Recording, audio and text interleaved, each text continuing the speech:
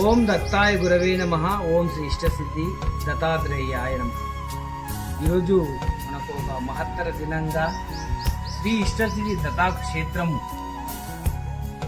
ఇటువంటి క్షేత్రము ఉన్న ఏకైక క్షేత్రము పాలమూరు జిల్లాలో ఉండడం మనకు ఒక ఎంతో పుణ్యప్రదాలు ఇచ్చే క్షేత్రంగా భావిస్తాం. ఇటువంటి క్షేత్రాన్ని శ్రీ గణపతి సచ్చిదానంద స్వామి వారి బుక్కులో చేర్చడం చాలా గొప్పదైన విషయం.